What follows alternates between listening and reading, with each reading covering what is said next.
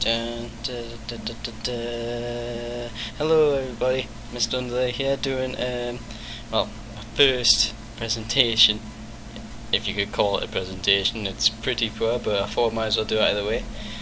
I was trying to think what's the big thing that's going on at the minute, and well, there's nothing bigger than E3. Now, the only question is, who's won? Is it Sony with their PlayStation 4?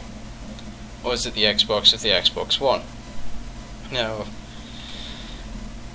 it comes down to opinion really, because some seem to think the Sony's better with the PlayStation 4, and just because of the Xbox's price.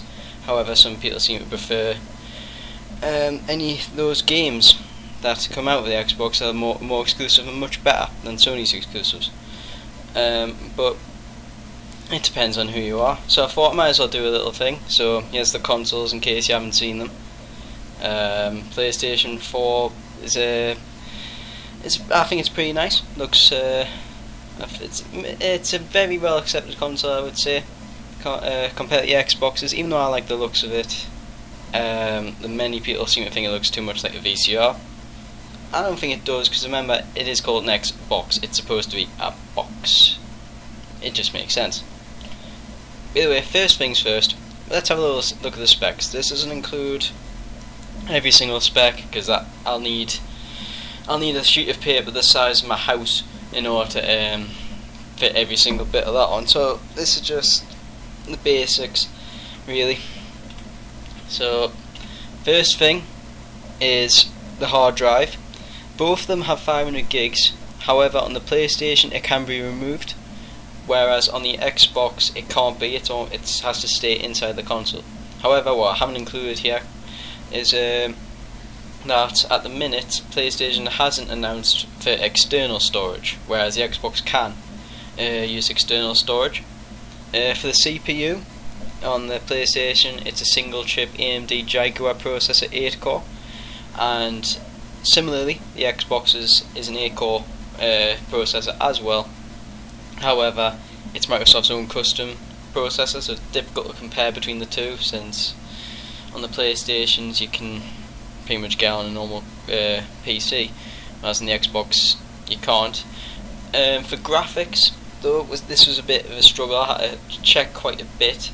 For the PlayStation, it's believed to have 7870 AMD graphics, whereas on the Xbox, the only thing I could find to do with what the graphics were like was that it had an 876D graphics processor, which is what you find in the newly released APU A10 6800K, and so that's an integrated graphics card. However, I don't know if that is actually the case.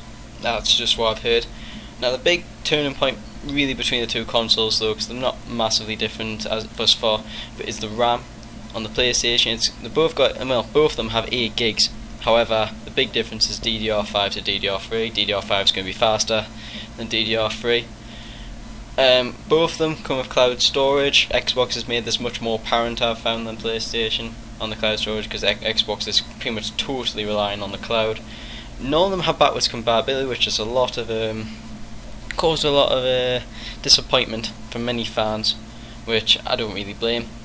But they have their reasoning behind this, and it's that only, I think this was according to Xbox, one of the Xbox spokesmen, or PlayStation, I can't remember whose it was. It was a while ago when I read it. Only 5% of games that were played were on a PlayStation 2 in case of the PS3, or Xbox for the Xbox 360. So they thought, well, what's not much point investing into it, which they may have a point, but either way, if the motion control, like sensor that comes with the PlayStation, it's a combination between the eye and the move, and then Xbox has the Connect 2.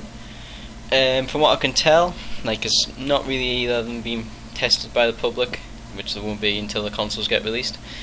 Connect 2, I know, comes with a 1080p camera, so HD, whereas I think the PlayStation comes with an 800p, which isn't as good. However, it is two cameras crossing over each other, So it does help in that regard to locate certain points, which I believe the Xbox Kinect 2 doesn't do.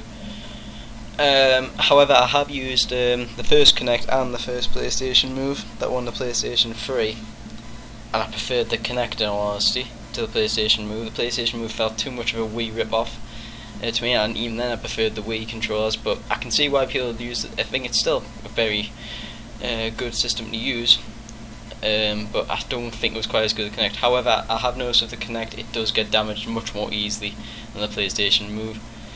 Game installs required. This is where the massive turning point happens really between the PlayStation and the Xbox. The PlayStation, don't need to install your games, you just put your disc in the disc drive and it plays, boom, Bob's your uncle, it's on the game. Xbox, because they don't play by those rules, what we're going to do is install on the hard drive. Reasoning for this, I don't really see any. I can see reason for the next one though. Okay, required internet connection. With the PlayStation 4, not required at all, you can play anywhere you want. Xbox, it is required, even though you can play it 24 hours offline if you're at your own house, and up to an hour offline if you're at a friend's house and play on theirs if you're not connected to the internet. But the reason for this, though, Microsoft say, is that you don't have to wait for game updates or game patches or anything, they're automatically there, you've got them. So that comes down to opinion. Do you want that? Me personally, I would rather have it. It shouldn't need to be connected to the internet because updates don't need to be released constantly, do they? I mean, you don't need it really. So I can't really understand. Okay, it's a good bonus to have. You don't have to wait for updates or patches. I can see that. Okay, that's fair enough.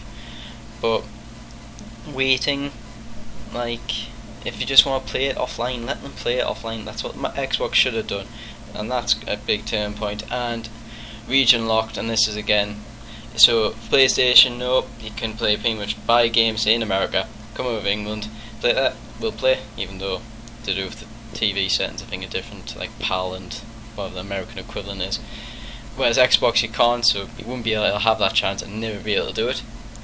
So it's pretty clear who's the winner of this one, and that's PlayStation. Of course, it was going to be PlayStation. From the console specs, doesn't seem to have really any negative points. Maybe the only one I'd say would be the PlayStation Move at the maximum.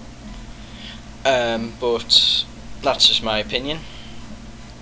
Whereas the Xbox, the required internet connection's a bit annoying, and the fact I didn't mention in there was that trading games is limited with publishers and everything else, which PlayStation have a problem of. So next one is just the games.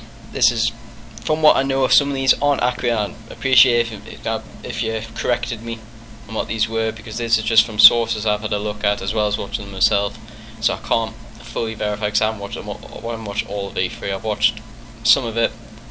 It's just mainly with PlayStations where I'm unsure on, so if any PlayStation fans out there have watched it, just correct me, feel free to do that.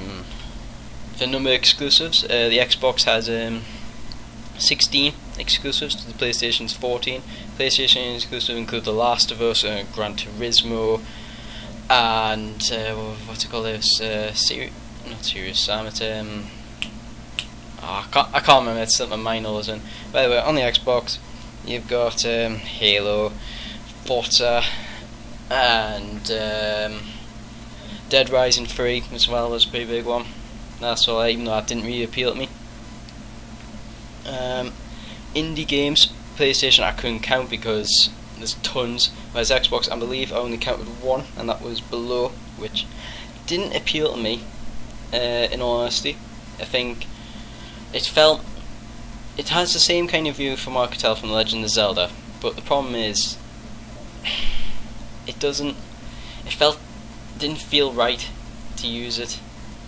It just doesn't feel right. It doesn't feel like the right time to use a game like that. Back when Zelda came out, fine, you could use it because even then it was a good game. I mean, sure, it might be a good game, but I don't know. New games, I counted 8 for the Xbox. These are new games that haven't got any release of these, just completely new games. I haven't got any previous titles. So the Xbox had Roost, the Son of Rome, or Rise, I can't remember how you pronounce it, but that's just one example. PlayStation, I wasn't sure. I counted 6, but there may be more than that. Indie developers on the PlayStation, you can have any indie developer you want. On Xbox, they're limited. No, they can't really have any indie developers, which is a massive blow to Xbox, really, in my opinion, because there's a lot of good games that are made by indie developers. Minecraft being a prime example, even though that's technically not an indie game anymore, it's an arcade game. Really, it's listed on the Xbox as an arcade game anyways. But either way, and the cost per game, this was pretty difficult to find out, but I think both of them are going to cost the same, at about $60. It's about 40 quid roughly, so they're about the same as actually the previous consoles. So, but that may change. I'm not actually sure about that. I just think that is the case. It's going to be the winner for this. I couldn't toss them up, so I think they both win. Really, both of them have advantages and disadvantages. But either way, it's Xbox did all right in this regard, in my opinion. And I certainly thought so. I thought their conference was really good, apart from the case with Battlefield, which was a bit of a laugh. And they had a few other problems, but PlayStation's conference I thought was very good. I thought it was pretty flawless. But they released all their games and exclusives and all the detail on the console in the reveal. Well, not detail on the console, that was mainly came in the E3. But either way, for the cost, right now, this most of you will probably know, but if you don't, might as well put it in. $399, that's how much it's going to cost for the PlayStation, up to the $499 for the Xbox. £349 for the PlayStation, £429 for the Xbox. €399 and €499 for the Xbox. Now, that's a considerable difference for a console. I mean, £429 for the Xbox is, well, it's insane, really. Just because, well, you can get a good gaming PC with that much money. And one thing that I don't know how many people have noticed this, is if you convert the price, I didn't do it with PlayStation, but PlayStation is just as guilty of doing it. For both consoles, when you convert from the dollars to pounds, I only know for the Xbox, it goes from £499 to it should be £320. Where the hell does an extra £110 come on that? Somebody tell me, because delivery gets stuffed. Not a chance is that costs £110. Buy anything, get delivered for fire. So I don't understand that whatsoever. They may have to explain some of that, but I wouldn't be surprised seeing those prices get dropped massively. And just because I don't think many people buy them, we'll just go and just not buy them, just stick with the 360 and PS3. The winner from this, you could say, is PlayStation, I suppose, but even Xbox didn't set the bar very high, and PlayStation hasn't, in my opinion, won from it. I mean, okay, with the Xbox you do pay an extra $100, and you do get more to it. You do get a Kinect and technically what you could call a Skybox, but most people already have that. Most people already have a Skybox or something similar, so it's a bit pointless having that on. But now the overall winner, this is what I reckon the faces of the people who are fans of both consoles. So for the PlayStation, I can definitely picture them using that face quite a bit. Have the Xbox crying face, don't you blame? And it's really shown during like certain memes and pictures, as I'll show. PlayStation doing a bit of trash talking by saying, well, we will use your TV as well for gaming. So, and you're getting shit for Christmas. Don't worry, that's not Spider-Man. It's not Spider-Man. Shh. But there's one thing someone has kinda, in my opinion, gained a victory from this, who's actually the real winner. Somebody that didn't even really show up at E3, really, and it's PC. I think they've won. I think this will be the first year where PC games will be on the rise, and I wouldn't be surprised if that's going to be the case. So let me know what you think in the comments below. Say that.